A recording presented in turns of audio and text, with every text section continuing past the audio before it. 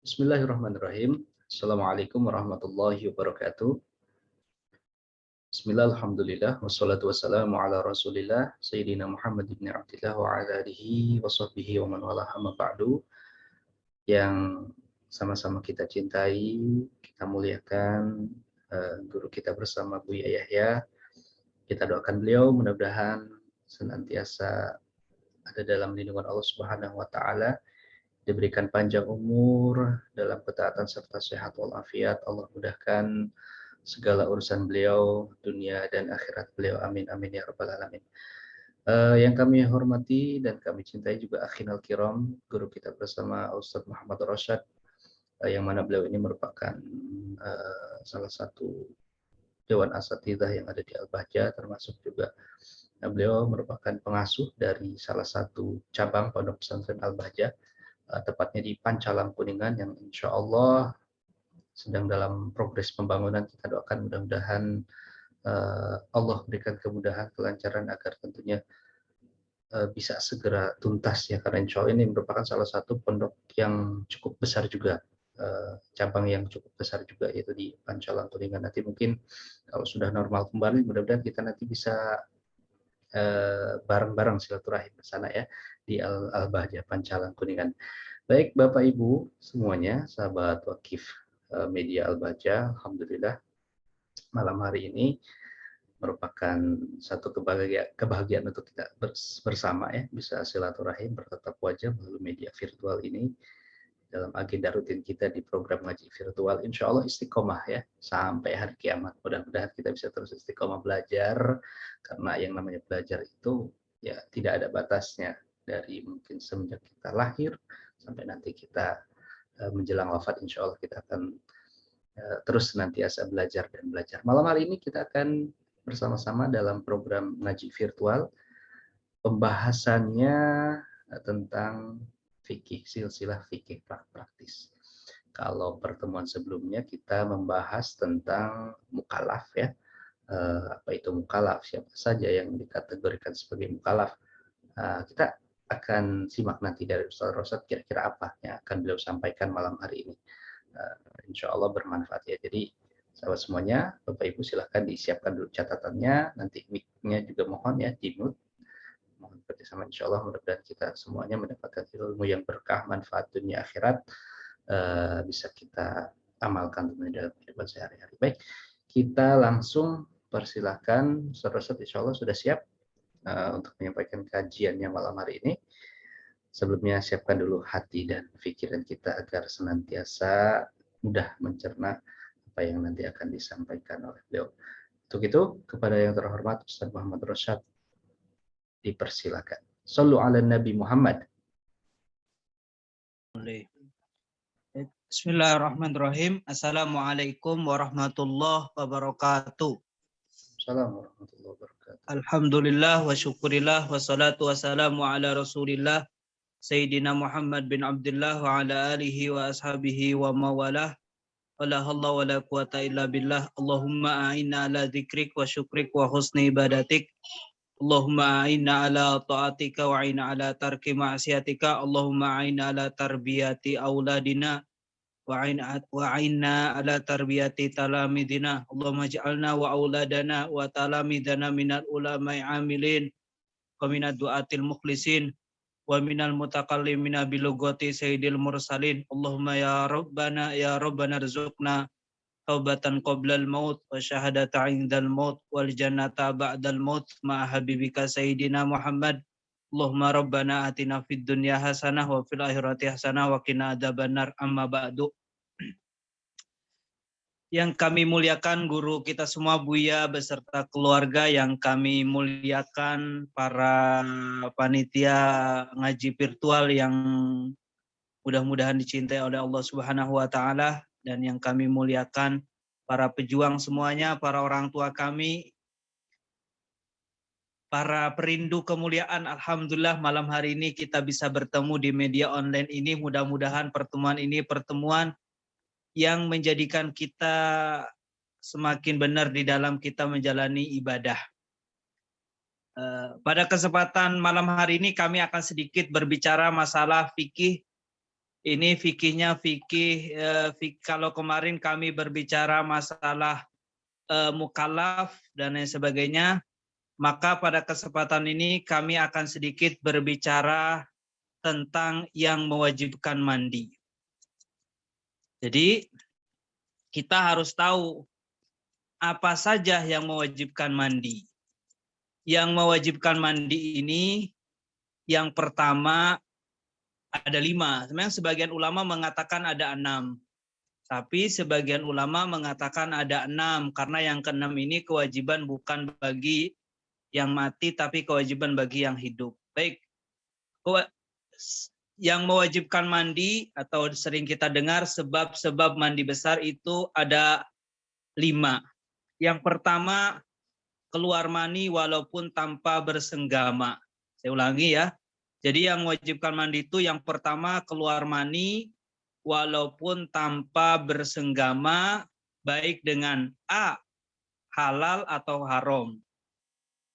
Jadi keluar mani walaupun tanpa bersenggama, A, halal atau haram. Yang kedua, sengaja atau tidak sengaja. Yang ketiga, dipaksa atau sukarela. Yang keempat, sadar atau tidak sadar. Jadi saya pahami ya, halal haram, sengaja tidak sengaja, dipaksa sukarela, sadar gak sadar, itu juga mewajibkan mandi. Nah, kemudian di sini dibahas tentang mani. Mani itu ada ciri-cirinya, mungkin udah kami ulang lagi. Yang pertama di saat keluar ada hentakan, yang kedua di saat keluar ada rasa khusus. Ini gak perlu diceritakan kayak apa ya. Yang ketiga baunya mirip dengan putik bunga, putih telur, atau adonan roti yang disiram dengan air panas. Kurang lebih seperti itu yang namanya mani. Kemudian yang selanjutnya adalah yang kedua yang mewajibkan mandi adalah bersenggama walaupun tanpa keluar mani. Bersenggama meskipun tanpa keluar mani. Nah, bersenggama meskipun tanpa keluar mani, mohon maaf, kalau bagi laki-laki memasukkan kemaluannya halal haram. Halal, berarti halal itu suami istri. Kemudian, naudzubillah, haram itu perzinahan. Kemudian yang kedua, laki-laki lubang depan ataupun lubang belakang, tetap wajibkan mandi. Manusia atau binatang, ini bagi kaum laki-laki. Nah, kalau bagi kaum wanita, dimasukinya baik secara halal haram, lubang depan, lubang belakang, manusia atau binatang, kemaluan yang masih sambung dengan pemiliknya atau terpisah dengan pemiliknya.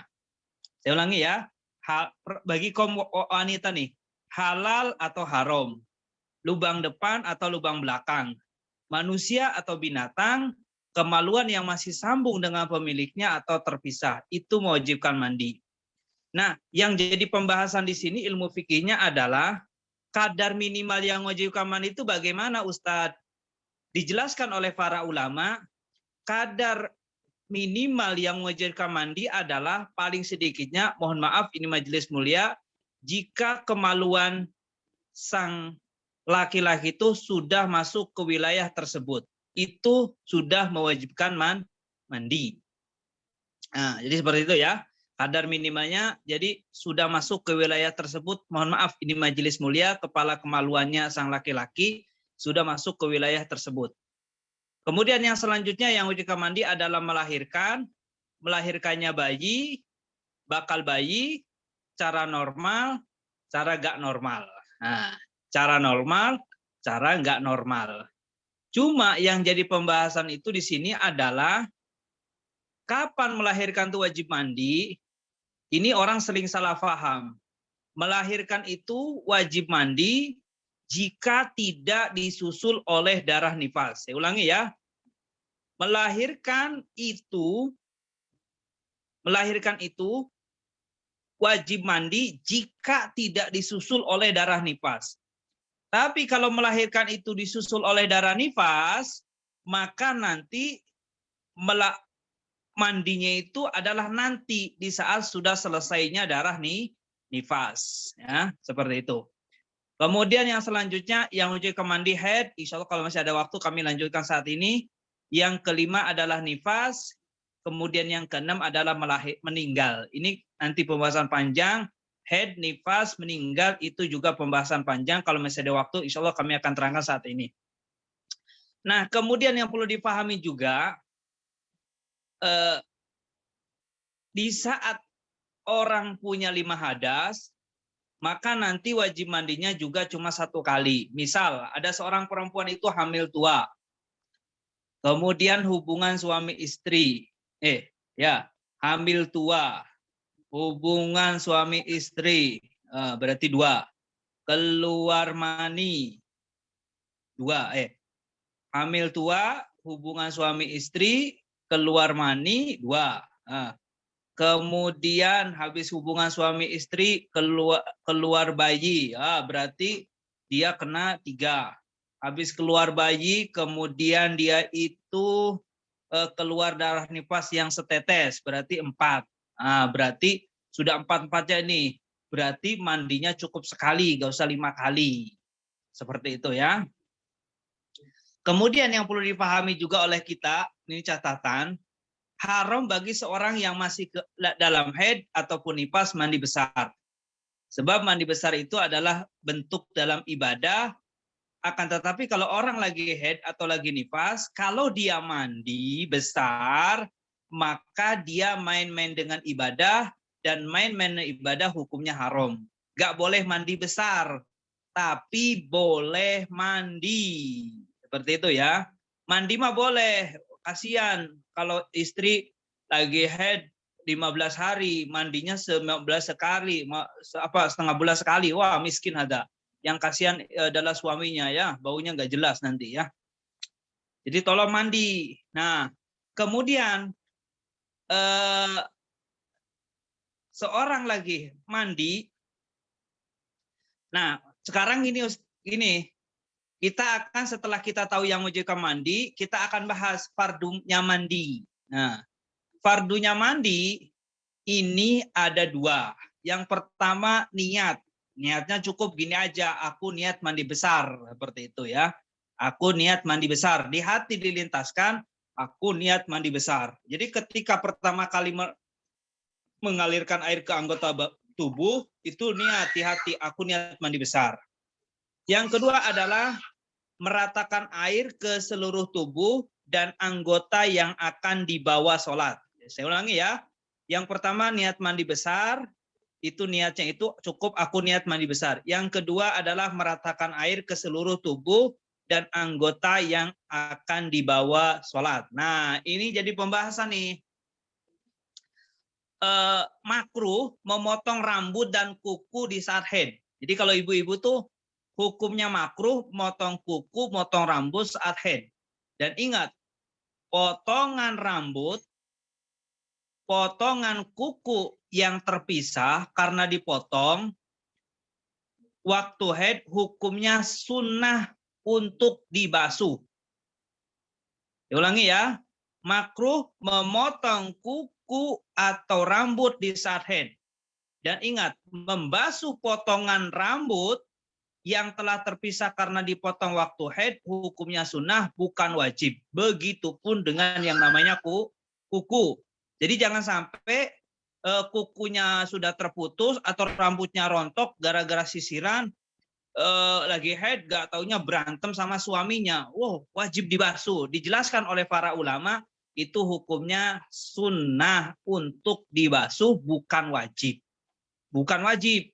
Sebab tujuan dari mandi besar itu adalah agar diperbolehkan yang namanya sholat. Sekarang rambut yang terpisah itu tidak dibawa sholat. Makanya karena tidak dibawa sholat, maka tidak wajib untuk dibasuh. Nah, itu perlu perhatian. Karena di sini banyak orang salah paham. Banyak orang salah paham sehingga berantem dengan suaminya, berantem dengan saudaranya, berantem dengan ayahnya, dan seterusnya. Gara-gara rambutnya yang terpisah. Nah, seperti itu. Wah, wajib katanya. Enggak. Dijelaskan oleh para ulama seperti itu.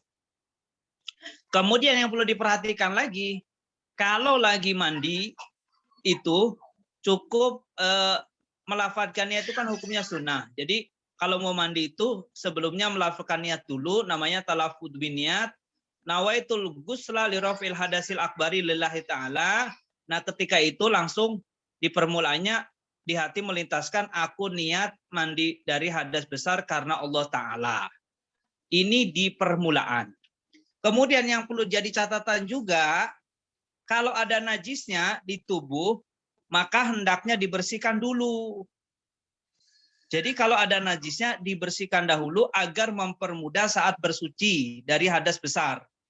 Nah, sehingga boleh nggak dibersihkan dulu bersamaan dengan dialirkan air dengan syarat tidak menghalangi sampainya air ke kulit. Artinya apa? Jika setelah mandi tiba-tiba timbul jika setelah mandi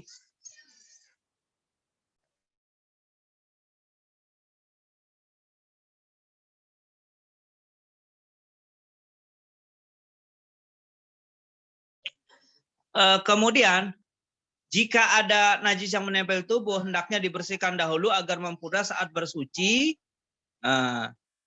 Mempermudah saat bersuci dari hadas besar, tidak menghalangi sampainya air ke kulit.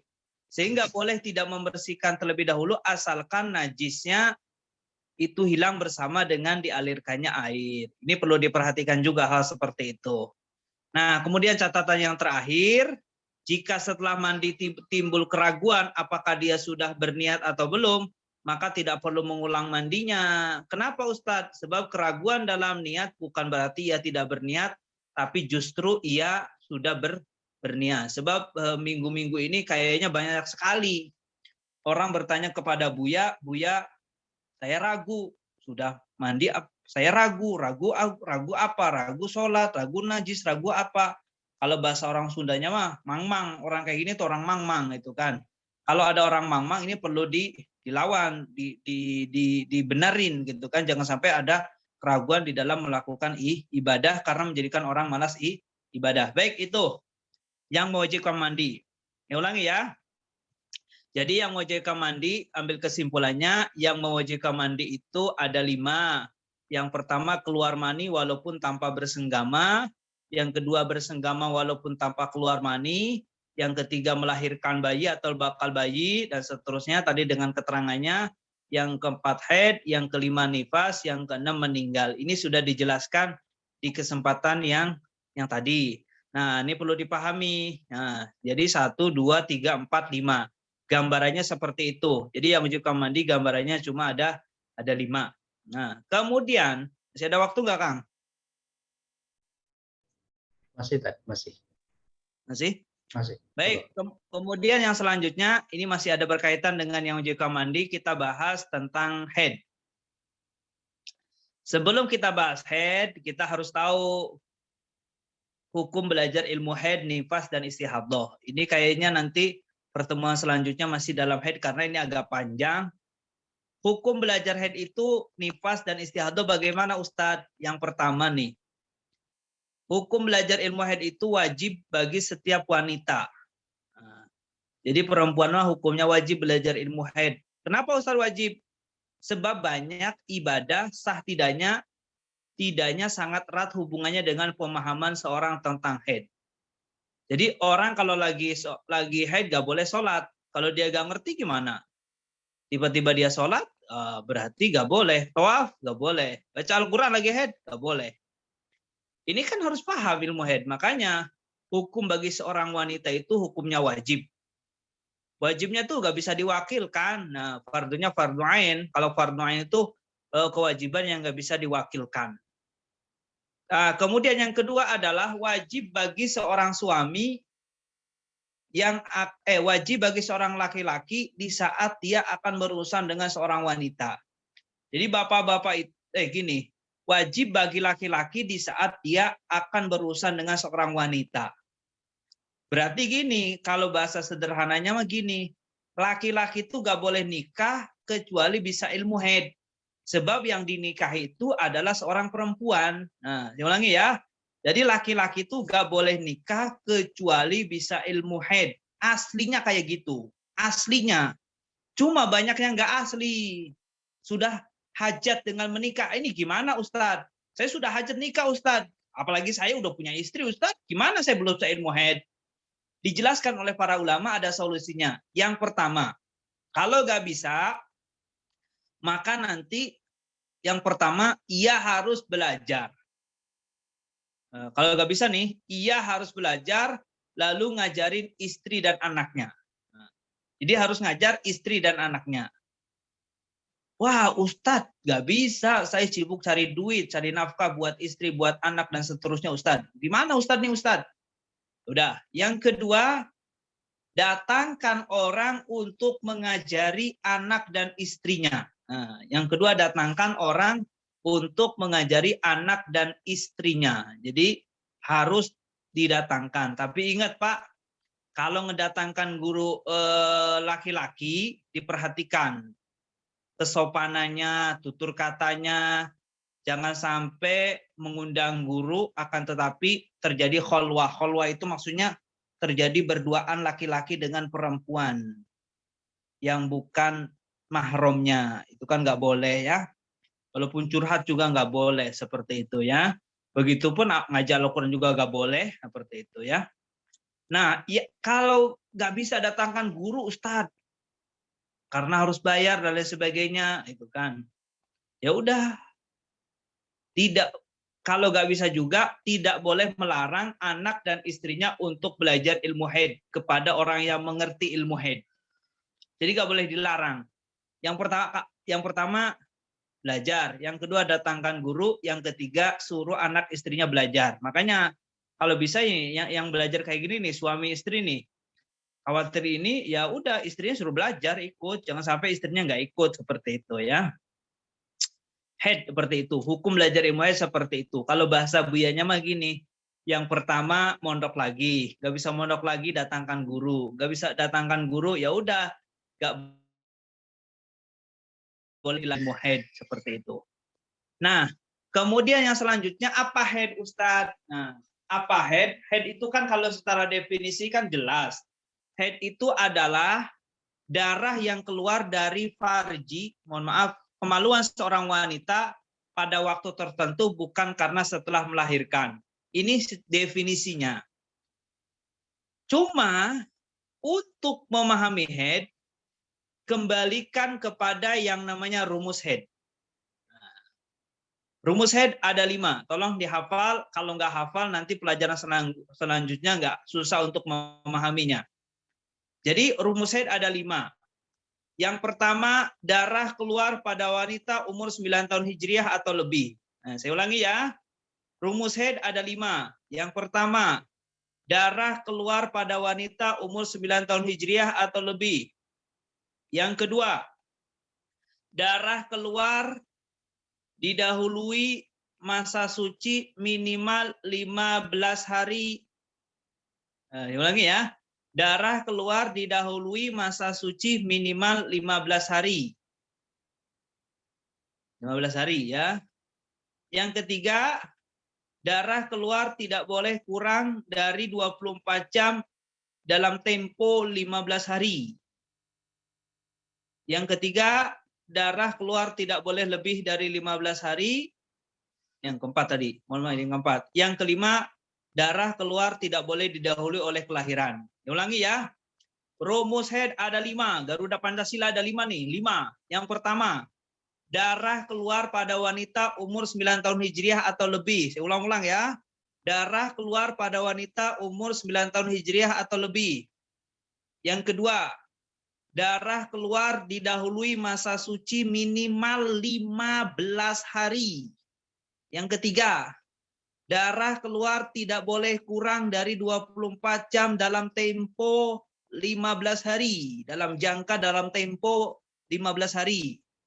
Yang keempat, darah keluar tidak boleh lebih dari 15 hari. Yang kelima, darah keluar tidak didahului oleh kelahiran. Nah, saya ulangi ya. Darah keluar tidak boleh didahului oleh kelahiran. Makanya kalau ada seorang wanita datang, saya keluar darah, jangan ngomong haid. Jangan ngomong haid. Tanya dulu, Pak Ustadz saya keluar darah. Tanya, umurmu berapa? Umur saya 20 tahun, Pak Ustadz. Oh, masuk. Berarti usianya lebih dari 9 tahun. Nah, tanya dulu, sudah berapa lama kamu keluar darah?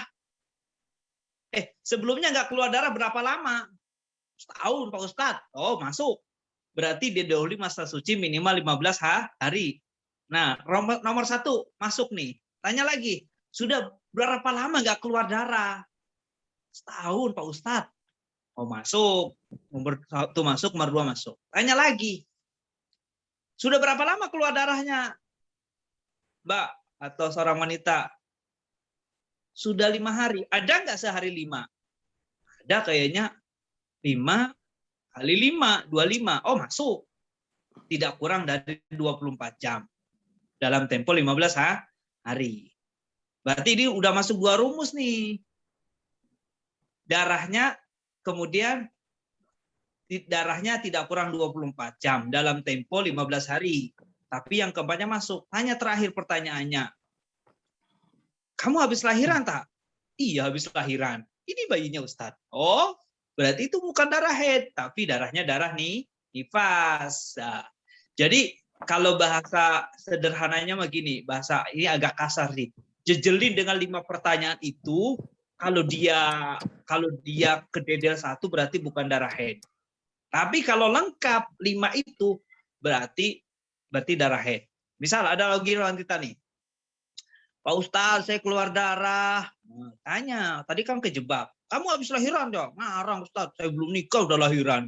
Gimana ceritanya Ustadz? Oh, berarti masuk. Tidak didahului oleh kelahiran. Tanya lagi, sebelumnya kamu nggak keluar darah berapa lama? Sebulan Ustadz. Ada sebulan? Ada Ustadz, sebulan. Oh, masuk. Dahulu masa suci 15 hari. Tanya lagi, sudah berapa lama? Sudah 6 hari. Ada nggak sehari 8 jam? Ada kayaknya Ustadz. Sehari 8 tuh ada. 8 ada. Masuk. Tidak kurang 24 jam. Kemudian tidak lebih dari 15 hari. Masuk 2 rumus. Terakhir, umur berapa? Umur saya 8 tahun Pak Ustadz. Saya bongsor Ustadz. Oh, nggak masuk. Bongsor orangnya.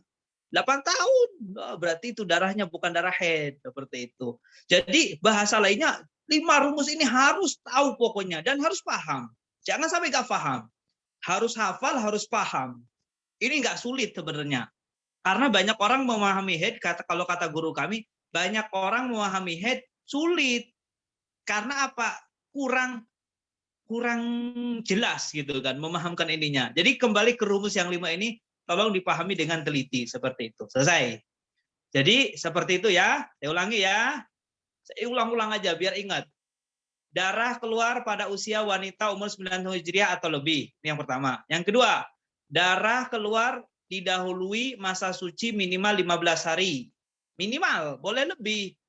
Seperti itu. 15 hari atau lebih, boleh ditambahin gitu. Yang ketiga, darah keluar tidak boleh kurang dari 24 jam dalam tempo 15 hari. Yang keempat, darah keluar tidak boleh lebih dari 15 hari. Yang kelima, darah keluar tidak boleh didahului oleh kelahiran. Nah, lah Ustadz, yang dimaksud 24 jam itu gimana Ustadz? Yang dimaksud 24 jam itu terhitung dari hari pertama hingga hari ke-15. Itu tidak boleh kurang dari 24 jam. Misal, hari pertama 1-2 jam. Hari pertama, misal keluar darah pada hari ke-1 selama 2 jam. Hari ke-5 3 jam. Hari ke-7 10 jam. Berarti 2 ditambah 3 ditambah 10, berarti berapa itu? 15. Dan hari ke-15 3 jam. Berapa itu? Berarti 2 ditambah 3 ditambah berarti 18 jam. Berarti sampai 15 hari cuma ada 18 jam. Nah, berarti dalam hal ini nggak ada haid, bukan haid. Nah, kenapa Ustadz? Oh, cuma 18 jam, nah itu kan seperti itu ya. Ya, makanya nanti seorang perempuan itu wajib mencatat kapan jam tanggal keluarnya darah. Jadi punya kalender khusus. Ya, jangan sampai nggak punya kalender khusus. Makanya biasanya seorang perempuan itu, mohon maaf, bisa aja seorang perempuan itu punya kalender meja. Sekarang nggak usah kalender meja, cukup di HP aja ditulis di notes tuh. Pukul sekian saya keluar darah sekian sekian sekian, seperti itu ya. Jadi punya kalender khusus. Kemudian mohon maaf ini majelis mulia, cara mengetahui berhentinya darah gimana Ustadz? Cara mengetahui berhentinya darah itu dengan cara, mohon maaf ini majelis mulia, dengan mengoleskan kapas putih atau kain putih ke bagian dalam farjinya. Pada jam-jam menjelang waktu sholat sekiranya darah tersebut dirasa berhenti. Tidak harus setiap saat, karena nanti khawatir menimbulkan kewaswasan seperti itu. Nah, selesai ya. Jadi punya kalender khusus, ngolesinya sesaat-sesaat saja, seperti itu ya. Sip, insya Allah. Kemudian satu lagi pembahasan, yaitu tentang masalah istihadhah haid. Istihadhah haid ini dijelaskan oleh para ulama, istihadhah haid ini ada dua. Kalau kami belajar waktu talaki langsung dengan Buya, istihadhah haid itu ada dua. Yang pertama istihadhah sugro, yang kedua istihadhah kubro. Ini nggak ada di kitab-kitabnya. Cuma kata Buya, ini yang dihadirkan oleh Buya untuk menggampangkan pemahaman tentang istihadhah haid. Istihadhah haid itu gini. Yang pertama, sugro. Sugro itu darah keluar sebelum umur 9 tahun Hijriah. Jadi 8 tahun keluar darah, maka itu istihadhahnya istihadhah sugro. Ya langsung istihadhah. Yang kedua adalah darah keluar kurang dari 24 jam. Itu istihadhah sugro.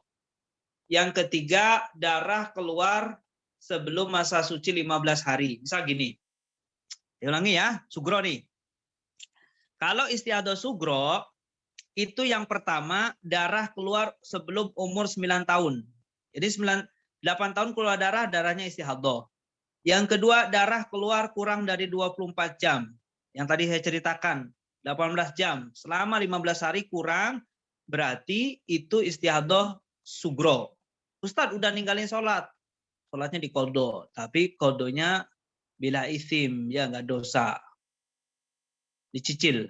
Kemudian yang ketiga darah keluar sebelum masa suci 15 hari. Misal gini, 7 hari haid keluar darah. 7 hari pertama keluar darah sampai hari ke-7. Hari ke-7 dia mandi. Hari ke-7 dia mandi, gak taunya di hari ke-10 dia keluar darah lagi Ustadz. Nah, di hari yang ke-10 itu bukan darah haid. Kenapa Ustadz? Karena masa sucinya kurang dari 15 hari. Jadi harus lebih dari 15 hari seperti itu. Nah, kalau istihadhah kubro, ini ringkas saja. Kalau istihadhah kubro ini ada 2 syarat. Yang pertama, darahnya lebih dari 15 hari. Yang kedua, antara hari ke-15 dan ke-16 darahnya bersambung. Hari ke-15 dan ke-16 darahnya bersambung.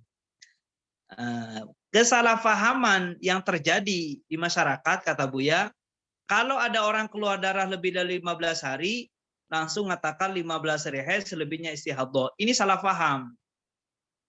Yang benar adalah dilihat, campur apa enggak, sambung apa enggak. Kalau bersambung, hari ke-15 dengan ke-16 sambung Ustadz. Sambung. Yakin? Ya, yakin Ustadz. Hari ke-15 ke-16 sambung. Maka dalam hal ini ada 2 model cara. Yang pertama cara sulit, yang kedua cara gampang. Nah, kita ambil aja cara gampang. Kalau cara gampang, kalau wanitanya belum pernah haid, maka haid pertama langsung terkena istihadhah. Atau ada 2, belum pernah haid. Ini aja.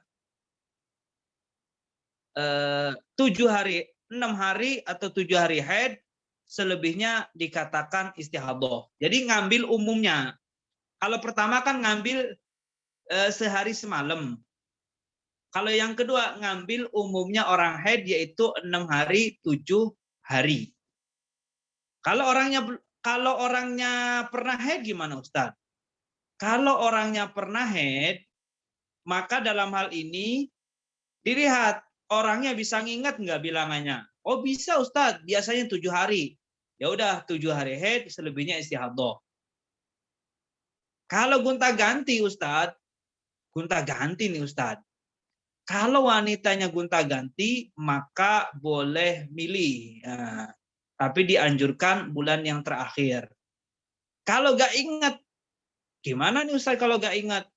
Kalau nggak ingat berarti kembalikan kepada umumnya orang haid. Kalau nggak ingat. Nah, jadi ada model wanitanya itu belum pernah haid, berarti ngambil paling sedikitnya haid atau umumnya. Pernah haid, ini dilihat bisa ngingat apa nggak bisa ngingat. Kalau bisa ngingat, berarti kembali kepada kebiasaannya. Kalau nggak bisa ngingat, pernah haid tapi nggak bisa ngingat, mandi kembalikan kepada umumnya. Kalau gonta-ganti berarti boleh milih. Baik, ini saja masalah istiadah dalam ilmu haid. Sini saja, wallahu alam biswab. Ada yang mau tanyakan? Baik, alhamdulillah, masya Allah, syukran Ustaz yang bahasanya tentang hal-hal yang mewajibkan mandi. Satu pembahasan yang paling mendalam adalah tentang haid ya.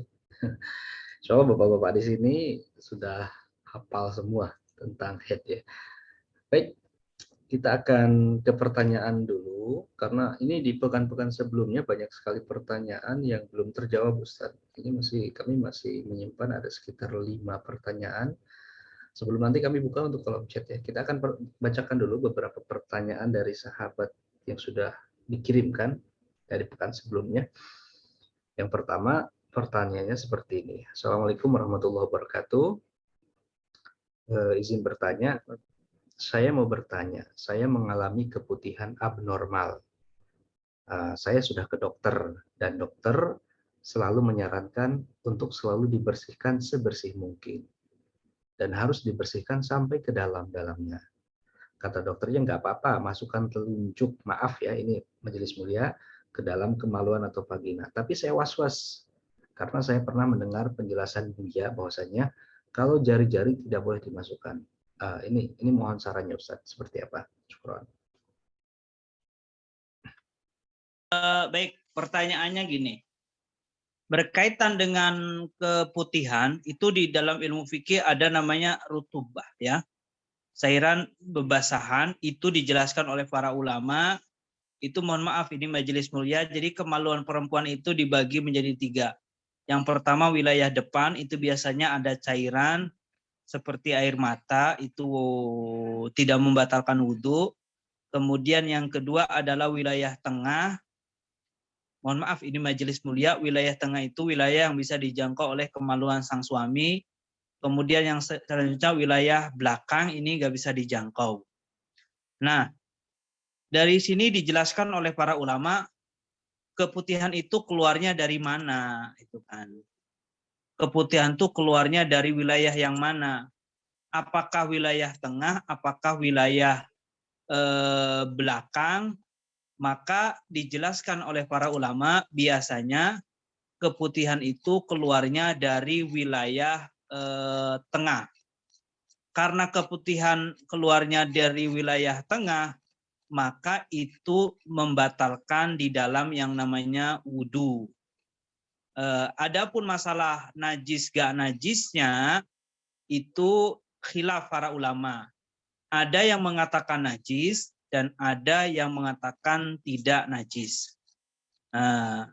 Nah, kalau ada orang lagi puasa, kemudian dia istinja, kalau istinja sampai membengkokkan jarinya ke dalam wilayah tersebut, maka jelas itu membatalkan di dalam puasa.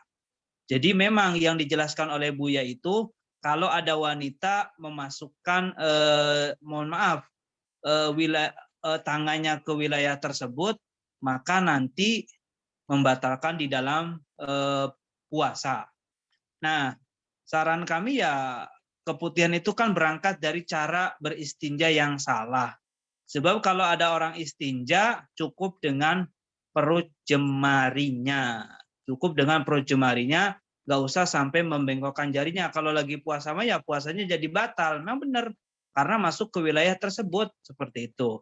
Wallahu a'lam bishawab.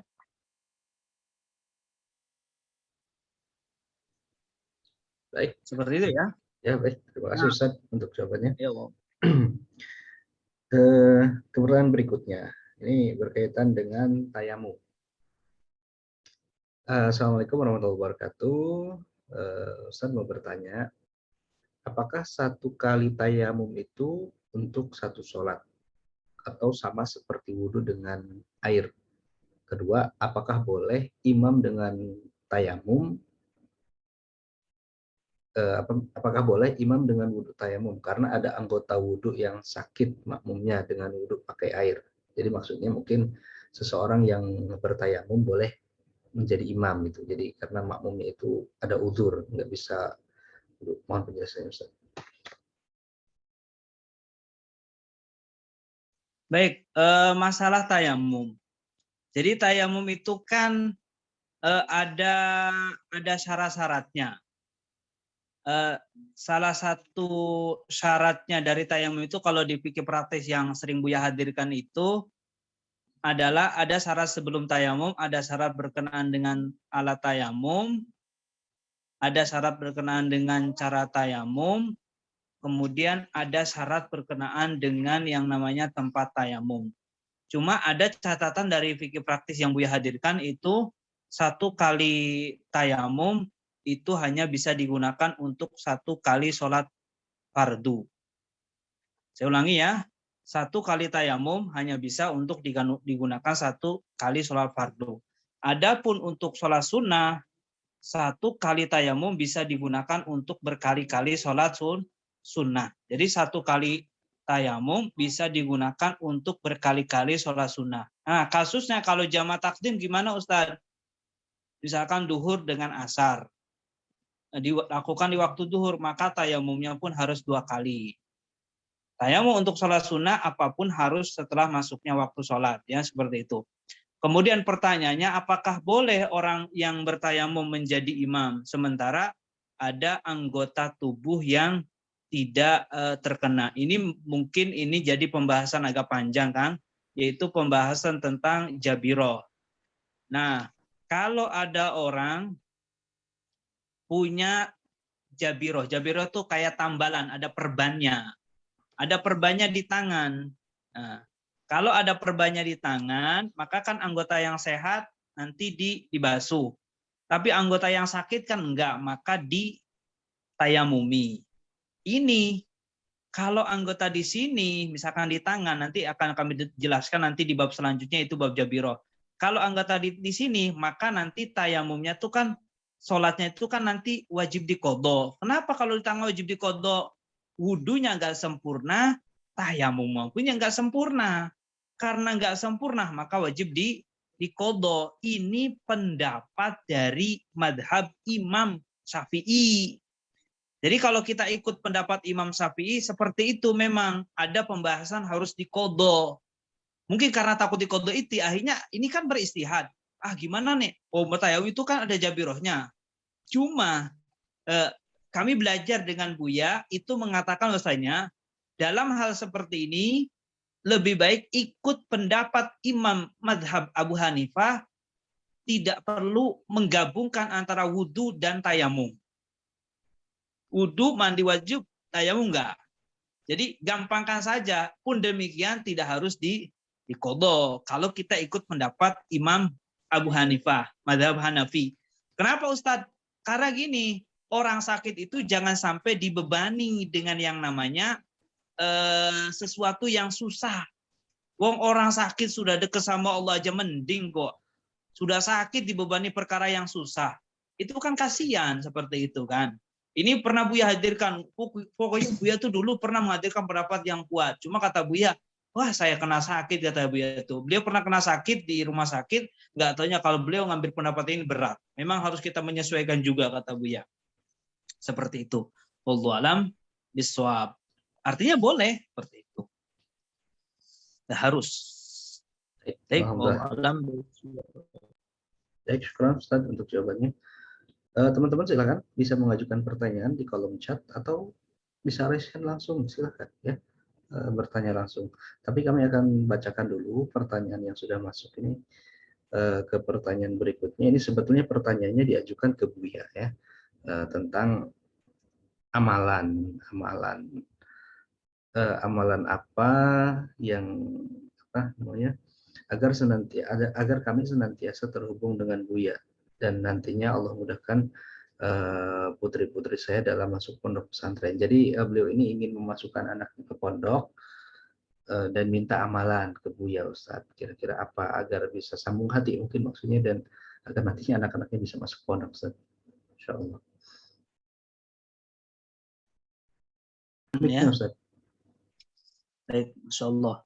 Terkait amalan apa yang harus dilakukan Ustadz agar sambung dengan Al-Bahjah, dengan Buya, dan seterusnya. Maka saran kami sih, amalannya ya kita itu sambung dengan sesuai kemampuan kita. Kalau kita berjuang kan bisa berjuang dengan harta kita, bisa berjuang dengan ilmu kita, bisa berjuang dengan tenaga kita, bisa berjuang dengan pikiran kita, bisa berjuang dengan yang namanya mendoakan. Nah, kalau kita pengen amalan apa, pengen sambung dengan Al-Bahjah, semampu kita untuk bergabung dengan Al-Bahjah itu apa? Kalau kita bisa bergabung dengan doa, ya doa. Mudah-mudahan Allah kirim ahli surga, dan mudah-mudahan kita jadikan rombongan di dalamnya, dan mudah-mudahan Allah beri ketulusan yang berjuang di Al-Bahjah, itu kan doa. Kalau doa dikabul, maka segalanya beres. Cuma yang pelit jangan sampai doa tapi punya harta nggak mau berjuang. Tapi saya punya sedikit. Kata Buya, tanda tulus itu tidak malu bersedekah walaupun dengan yang sedikit. Tanda tulus. Tanda tulus tidak malu dengan yang namanya sedekah walaupun sedikit. Makanya kami lihat program di Al-Bahjah TV ini kan, Ustaz sedikit ya Ustaz, 10.000 seminggu gak apa-apa. Sambung hati, sambung amalannya. Adapun Ustadz, anak saya pengen gabung di Al-Bahjah, masuk pondok pesantren. Di dalam mendidik anak itu, kalau kita pengen anak dekat dengan pesantren, maka jauh-jauh hari kita kenalkan dengan majelis ilmu. Maksudnya apa Ustadz? Kalau anak pengen jadi dokter, maka jangan lulus SMA kenalkan dokter. Kalau bisa sebelum jauh-jauh di kelas 1 SMP atau SMA dan seterusnya, itu dikenalkan dengan yang namanya dunia kedokteran. Nah, kalau kamu jadi dokter, ingat dokter yang nolong. Jangan dokter yang asal-asalan. Ya. Nggak sakit dibilang sakit. Kena virus, dibilang nggak kena virus. Padahal nggak kena virus, dibilang kena virus. Awas itu dokter yang nggak jujur, nak. Awas, nggak boleh kayak gitu. Harus nolong Allah itu kan, jauh-jauh hari. Begitupun kalau kita pengen anak masuk pesantren, maka jauh-jauh hari kita kenalkan dunia pesantren sehingga di saat menjelang usia dewasa, dia sudah mau ke pesantren. Karena kalau kita bicara mendidik anak itu jangan sok mampu. Kami ingat kisah Buya. Di Jawa Timur sana ada, suaminya ustad. Istrinya hafidhoh katanya. Kurang apa coba? Suaminya ustad, istrinya hafidhoh. Keren ini. Tiba-tiba ngomong gini. Ditanya oleh tetangganya. Anakmu ada di mana? Wah, anak saya sama ustadzah katanya, sama hafidhoh katanya. Dah tahunya itu habis ngajar dari mana gitu kan. Tiba-tiba anaknya tuh keluar dari rumah. Tiba-tiba bibirnya itu dalam keadaan basah. Waktu itu bulan puasa. Kamu habis ngapain? Saya habis makan. Awalnya nggak ngaku, tapi dipaksa habis makan. Akhirnya yang cerita ini, ya Allah, mau marah gimana, udah jujur anaknya gitu kan. Habis ngapain? Habis nonton. Di siang hari bulan Ramadan, iya. Akhirnya semenjak itu seorang hafidho ini seorang ustadz ini ngomong, aku nyerah mendidik anakku, aku serahkan orang lain katanya, dipondokkan dan anaknya benar. Artinya apa? Kalau kita pengen memondokkan anak, yuk jauh-jauh hari kita kenalkan. Tahu kan Al-Bahjah gabung, misalkan majelis Al-Bahjah. Sering-sering di rumahnya ada Al-Bahjah TV, ditontonin Al-Bahjah TV. Ya, ditontonin. Itu Buya, itu Buya, itu Buya, itu Buya. Nah, so itu ya. Jadi kalau pengen anaknya mondok ya sambung dengan Al-Bahjah dan ingat di saat kita nolong anaknya orang lain, yakin Allah akan menolong anak kita. Ya, pertolongan Allah itu bisa aja Allah hadirkan di saat kita menolong orang lain. Wallahu alam bisawab. Lagi? Masih ada Ustaz.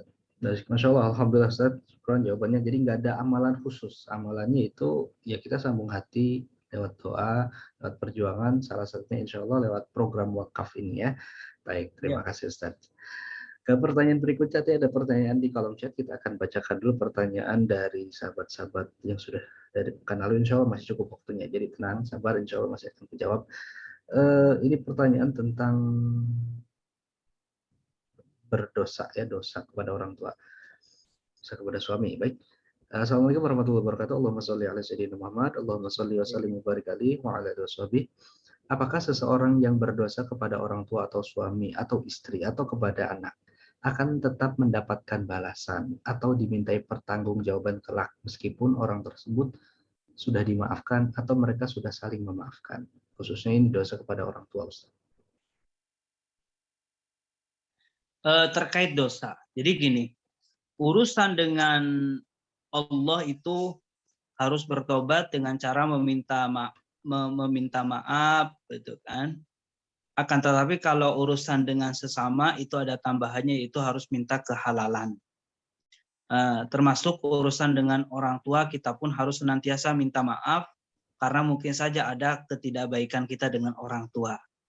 Kalau kami perhatikan mungkin ini dari sisi pertanyaannya, beliau itu mungkin punya dosa dengan orang tua.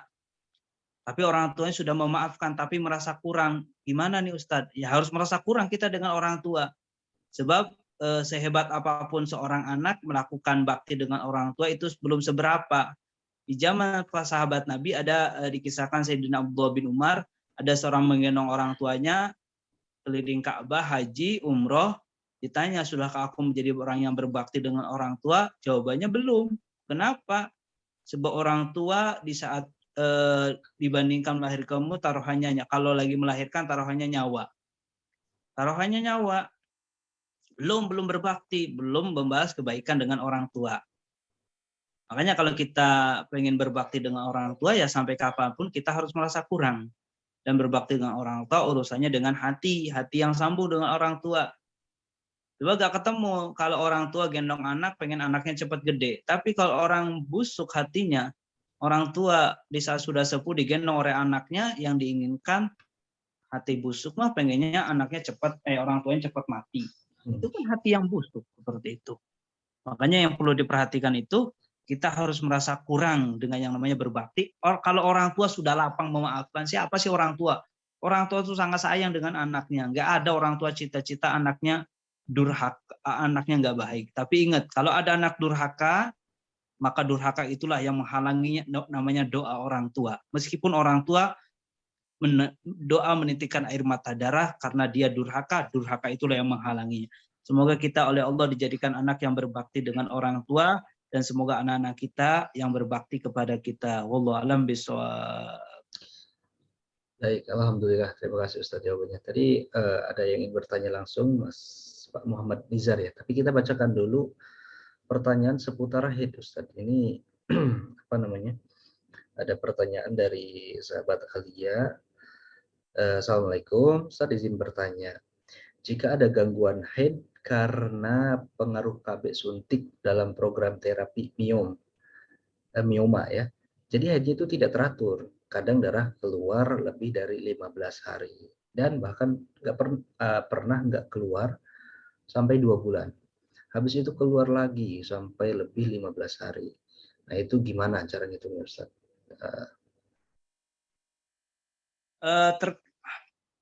Mati. Apanya? Halo, jelas suaranya nggak? Jelas Ustaz, lanjut. Baik, Masya Allah. terkait masalah gini, masalah obat. Jadi gini, di dalam ilmu fikih praktis head itu kami tidak berurusan dengan yang namanya obat. Akan tetapi kami berurusan dengan yang namanya rumus. Maka apapun yang terjadi karena obat, misalkan karena headnya berubah-ubah dan lain sebagainya, ini gimana nih Ustadz kalau headnya berubah-ubah? Ya kembalikan ke rumus. Usianya berapa? Sebelumnya keluar darah apa enggak? Jadi obat itu tidak mempengaruhi dengan yang namanya head, tapi kembalikan kepada rumus. Saya keluar ini, rumusnya terpenuhi enggak yang 5? Ulangi ya, umurnya berapa? Sebelumnya enggak keluar darah berapa hari? Sudah berapa lama keluar darah? Lebih dari 15 hari apa enggak? Habis melahirkan apa enggak? Jadi kembalikan kepada situ. Kembalikan kepada itu semua ya. Kembalikan Allah alam biswa. Baik, Ustaz Itu aja mungkin Allah. Udah kok. Baik. Tadi siapa? Baik Ustaz. Kalau mungkin kami amat lagi, Kang. Ya, baik. Gimana Ustaz?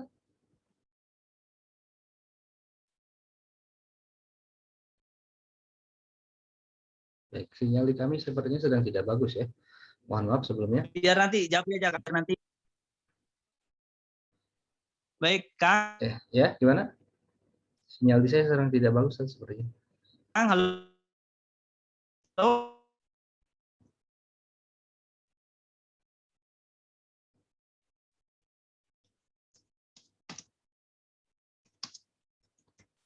Halo. Halo. Baik, mohon maaf sinyal di saya sedang tidak bagus tadi. Baik. Ustaz, masih tersambung? Ya, halo. Ya, tadi sinyalnya Masih. Ini jelas. Ya, tadi sinyalnya sedang tidak bagus, mohon maaf ya. Ke pertanyaan berikutnya Ustaz, izin bertanya Ustaz, jika tidak ada air apa bisa mandi besar dengan tayamum? Kalau nggak ada air, apakah bisa mandi besar? Apa tadi tuh? Gimana Kang? Pertanyaannya? Dengan mandi besar dengan tayamum. Kalau tidak ada air. Dijelaskan oleh para ulama sebab tayamum kan tidak adanya air. Cuma tidak adanya air itu dibagi 2. Yang pertama tidak ada air yang sesungguhnya. Yang kedua ada air tapi seperti tidak ada air. Ada air tapi seperti tidak ada air. Apa maksudnya? Ya sakit, airnya mah ada. Airnya ada, tapi kata dokter kamu nggak boleh pakai air. Kalau air bahaya sakitmu. Ya udah nggak apa-apa, berarti dia diganti dengan yang namanya tayamum. Kalau dia lagi mandi gimana Ustadz? Udah keluar mani, sama. Tayamum itu adalah pengganti daripada wudhu dan mandi besar. Jadi saya mengi tayamum itu pengganti daripada wudhu dan mandi besar. Adapun tayamum karena mandi besar ya sama. Yang diusap adalah wajah dan tangan. Seperti itu. Wallahu a'lam bishawab. Baik. Tadi ke Pak Muhammad Dizar dulu ya, ingin bertanya langsung Ustaz. Kita tambah waktunya Ustaz ya, ini berkah insya Allah. Baik, Pak Muhammad Dizar, silakan. Kalau tidak mungkin kita langsung lempar ke Bunda Siti Nur, siapa ini? Bunda Siti Nur Hasanah. Tadi Pak Muhammad Dizar ingin bertanya, sudah angkat tangan, tapi tidak jadi sepertinya. Kalau gitu silakan Bunda Siti Nur Hasanah bisa langsung dibuka mic-nya, langsung bertanya kepada Ustaz. Assalamualaikum warahmatullahi wabarakatuh, Ustaz. Waalaikumsalam warahmatullahi wabarakatuh. Allahumma sholli ala sayyidina Muhammad wa ala ali sayyidina Muhammad. Terima kasih sebelumnya Ustaz. Mungkin saya ingin bertanya gini. 2 bulan lalu saya sakit. Mungkin sakitnya udah hampir 3 bulan sampai 4 bulan. 2 bulan lalu saya dioperasi. Sebelumnya itu saya sakit nggak berhenti-berhenti keluar headnya. Pagi dapat, siang nggak ada, besoknya ada lagi, begitu aja. Selama hampir mungkin kurun 2 bulanan lah seperti itu Ustaz. Ketika dihitung-hitung, ngitungnya kan pusing ya Ustaz ya, kalau kayak gitu ya. Tapi dihitung apa-apa sampai saya haid memang agak lama sekitar 10, 12 bisa sampai 14 hari pada umumnya. Saya ngitung ngambil yang paling lama 15 hari. Nah, yang saya takutkan ketika saya berhitung itu, saya salah ngitung Ustadz. Apakah sholat saya harus diqodho atau seperti apa Ustadz, seperti itu?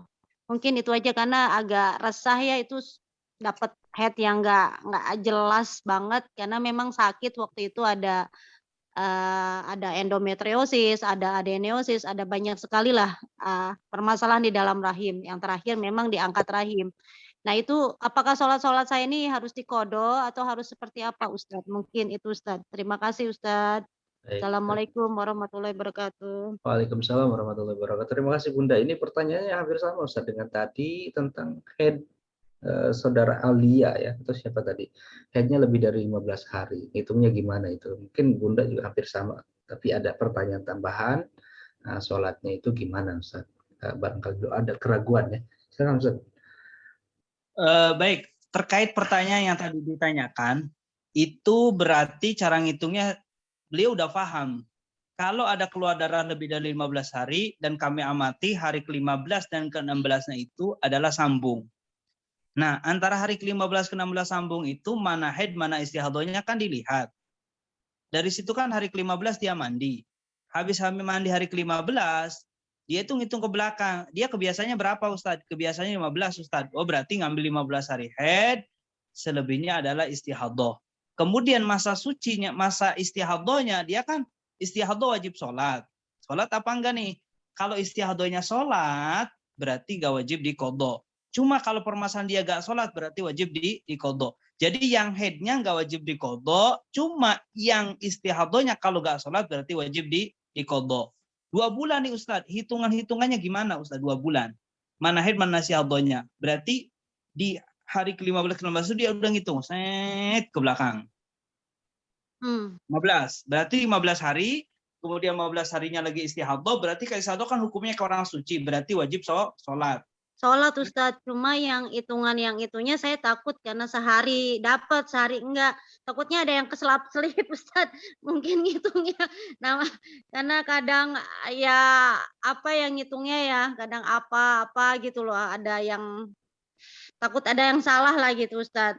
Kalau pas istihadah tanggal itu tuh saya sholat Ustadz gitu loh.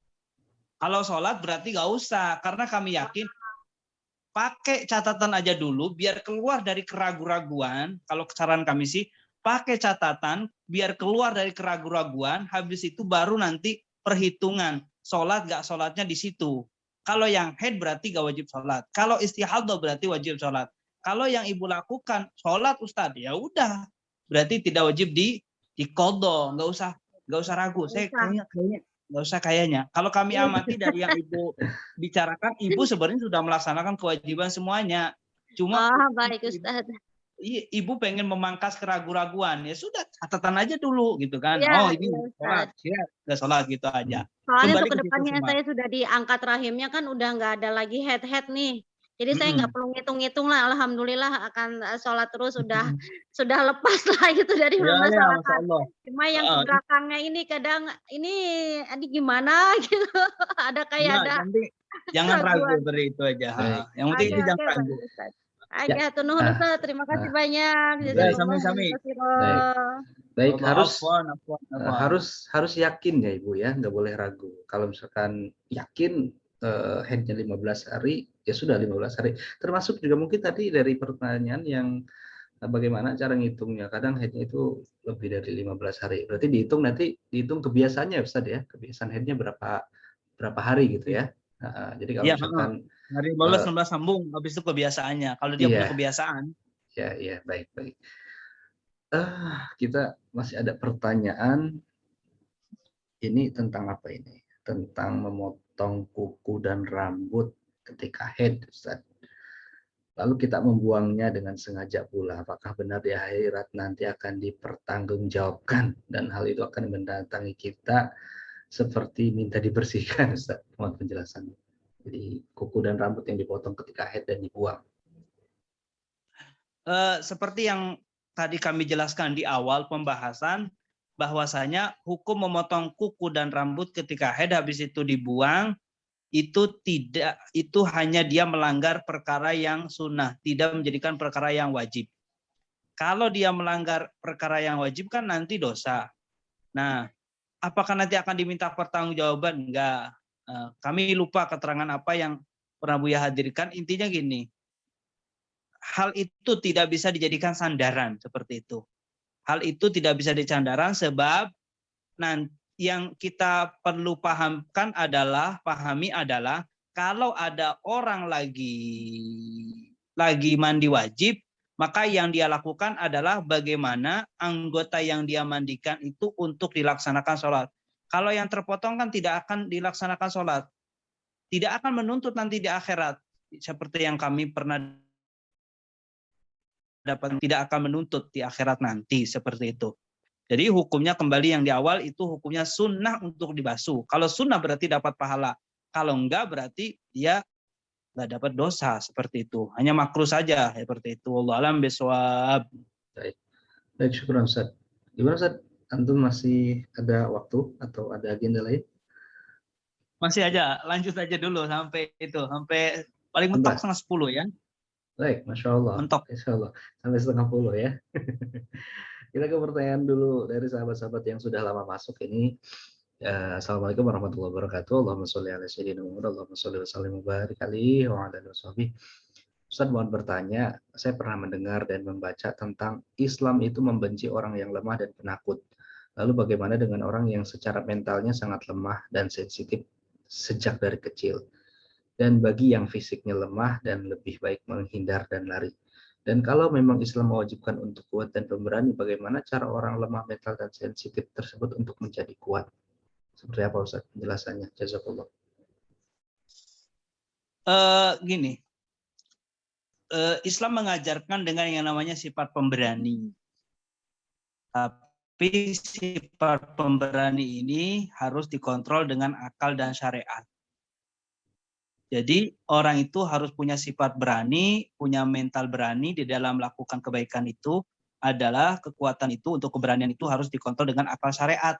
Jadi kalau kita pengen melakukan kebaikan jangan sampai kita lemah, tapi justru kita harus kuat, berani selama dikontrol sama akal syariat. Sebab kalau begini, kalau kita berperang, kita gak punya sifat berani nih. Perang gak punya sifat berani, maka yang terjadi apa? Ya akan kalah. Makanya harus punya sifat berani. Nah, yang ditanyakan itu, saya pengen keluar dari mental yang suka lemah. Kalau saran kami sih, keluar dari lingkungan yang lemah, masuk ke lingkungan yang berani. Sehingga dari situ dia akan berani untuk melakukan kebaikan. Sebab lingkungan itu sangat mempengaruhi dalam menjalani kehidupan. Kalau lingkungannya baik, insya Allah akan mudah terbawa dalam kebaikan. Tapi kalau lingkungannya nggak baik, maka mudah melakukan ketidakbaikan. Seperti itu. Makanya punya sifat lemah gimana Ustaz? Ya keluar, lawan, lakukan. Selama itu kebaikan. Lakukan kebaikan. Yakin Allah Maha Kuasa. Jangan sampai tubuhnya kecil, dia punya sifat kecil. Tapi harus punya sifat berani di dalam melakukan kebaikan. Seperti itu. Wallahu a'lam bishawab. Baik, alhamdulillah, jazakallah Ustaz. Ini ada pertanyaan yang lumayan panjang seputar waris Ustaz. Bisa kita simak ya. Assalamualaikum warahmatullahi wabarakatuh. Allahumma sholli ala sayyidina Muhammad, Allahumma sholli wa sallim wa barik alaihi wa ala alihi washabihi. Izin bertanya Ustaz, satu, suami meninggal dunia, berapa bagian warisan? Mohon maaf sebentar.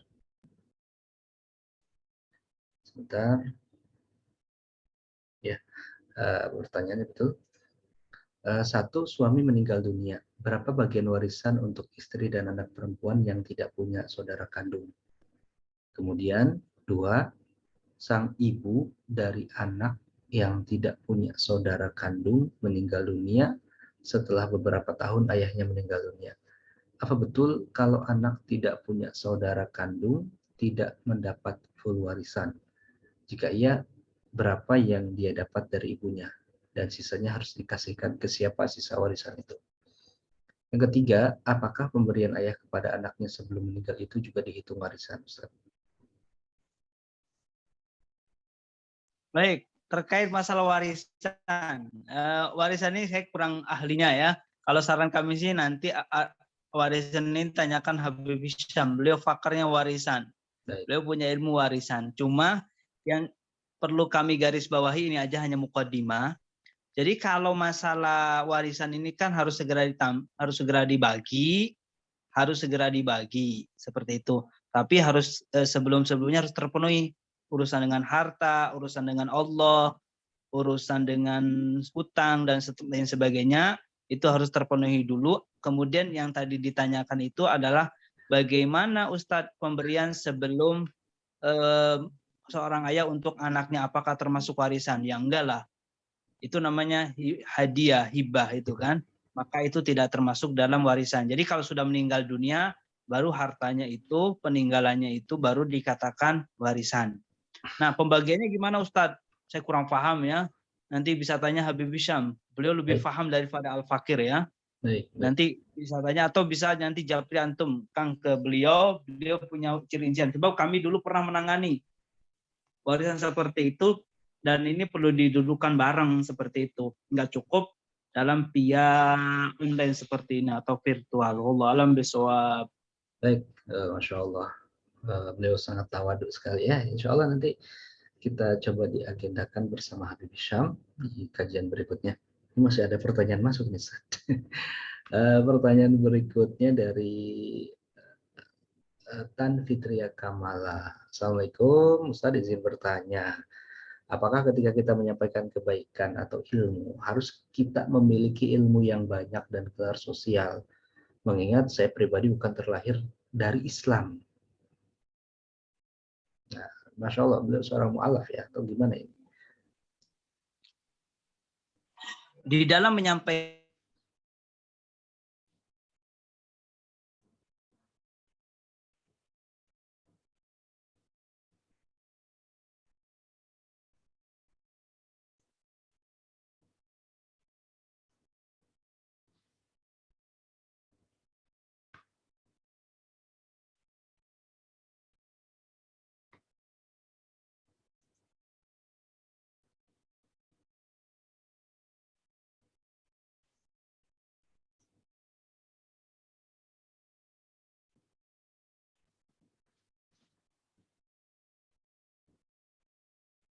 pinter, ya kalau kaya, ya kalau pinter. Tapi saat ini detik ini cuma sesuai dengan kemampuan kita. Kalau ilmu sedikit tinggal sampaikan dengan orang yang ada di kiri kanan rumah kita. Itu juga termasuk dalam dakwah seperti itu.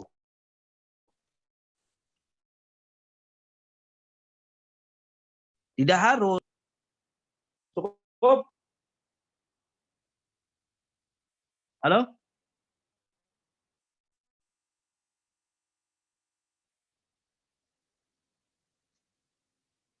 Cukup insya Allah ya.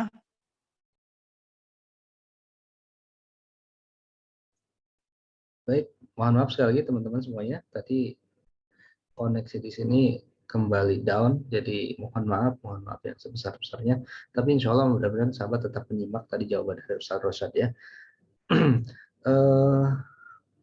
Baik Ustadz, gimana? Sampai 9:30? Ini ada satu. Cukup aja Kang, nanti besok lagi Kang. Baik, Saya baik. mau ada aktivitas lagi nih habis ini. Baik, ya. baik. Nanti insya Allah sambung lagi. Baik, insya Allah. Kita lanjut doa keberkahan Ustaz. Baik, bismillahirrahmanirrahim. Alhamdulillahirabbil alamin. Allahumma shalli ala sayyidina Muhammad wa ala ali sayyidina Muhammad. Allahumma arhamna wa la tu'adzibna wa ansurna wa la taqdulna wa akrimna wa la tuhinna wa afina wa la tumridna wa athna tuthir alaina innaka ala kulli syai'in qadir. Allahumma ya Allah, tambah kecintaan kami kepadamu agar kami mudah melaksanakan perintahmu. Tambah kecintaan kami kepada kekasihmu Nabi Muhammad agar kami mudah melaksanakan sunnah-sunnahnya ya Allah. Cintakan kami kepada sesuatu yang dicintai Muhammad. Bencikan kami kepada sesuatu yang dibenci Nabi Muhammad. Allah, panjangkan umur kami sehat dan taat. Lapangkan rezeki kami dengan yang halal yang menghantarkan kepada ridho-Mu ya Allah. Ya Allah, jika di antara kami ada yang sakit cepat beri kesembuhan. Ada yang punya hutang mudahkan bayar hutangnya ya Allah. Ada yang lapang rezekinya digunakan untuk perjuangan umat kekasihmu Nabi Muhammad ya Allah. Ya Allah, istiqomahkan kami bergabung dengan program guru-guru kami ya Allah. Dan ya Allah, berikan ketulusan kepada orang yang berbuat baik kepada kami, yang berbuat baik kepada lembaga guru-guru kami ya Allah. Dan ampuni dosa kami panjangkan umur kami sehat dan taat ya Allah, dan jauhkan dari kami wabah ya Allah, dan angkat wabah dari kami ya Allah, dan ya Allah berikan kepada kami husnul khotimah serta panjang umur. Rabbana atina fid dunya hasanah wa fil akhirati hasanah wa qina adzabannar. Wassallallahu ala sayyidina Muhammad wa ala alihi wa sallam. Alhamdulillahirabbil alamin. Bismillahil Fatihah. A'udzubillahi minasyaitonir Amin. Rahmanir-rahim. Ini rajim. Tenang itu aja. Syukron Kang, mohon maaf ya. Mohon Apa? undur diri dari ruang virtual ini ya. Baik, Masya Doakan Allah. kami akademi ini. Assalamualaikum warahmatullahi wabarakatuh. Waalaikumsalam warahmatullahi wabarakatuh. Alhamdulillah, jazakumullah ahsanal jazaa untuk ilmu yang sudah disampaikan malam hari ini. Masya Allah, sangat luar biasa sekali, bermanfaat insya Allah untuk kita semuanya. Sahabat sekali, mohon maaf ya, karena malam hari ini koneksinya sedang tidak bersahabat, jadi tadi beberapa kali terkendala, tapi insya Allah tanpa mengurangi keberkahan majelis kita malam hari ini. Tadi ada satu pertanyaan tersisa dari sahabat, dari wali santri, boleh gak keramas di waktu haid? Sebab selama 7 hari gak keramas, kepala gatal. Boleh, tiap hari keramas juga boleh kalau lagi haid ya. Jangan nunggu suci, jangan nunggu suci. Jadi gak apa-apa, ketika punya hadas keramas boleh, silahkan ya. Ya baik, sahabat-sahabat semuanya, terima kasih untuk Anda yang sudah berpartisipasi malam hari ini. Insya Allah kita semuanya mendapatkan keberkahan dan limpahan rahmat dan kasih sayang dari Allah Subhanahu wa taala, wasilah majelis mulia ini, wasilah program rutin kita yaitu program Wakaf Media, dan mudah-mudahan ini sebagai mukadimah perjumpaan kita kelak di surga nanti, amin ya rabbal alamin. Mohon maaf atas segala kekurangan dan kesalahan, mohon doa selalu. Insya Allah kita jumpa kembali di Sabtu pekan depan ya. Tapi kemungkinan ini sekedar informasi saja, nanti untuk kajian bersama Habib Hisham kemungkinan nanti akan dipindah, jadi tidak tidak Sabtu malam Ahad, tapi akan digeser ke waktu lain. Insya Allah nanti waktunya informasinya akan menyusul untuk semuanya. Lagi terima kasih, mohon maaf, mohon doa selalu. Kita tutup dengan doa kafaratul majelis. Bismillahirrahmanirrahim. Subhanakallahumma bihamdika asyhadu an la ilaha illa anta astaghfiruka wa atubu ilaik. Wassalamualaikum warahmatullahi wabarakatuh.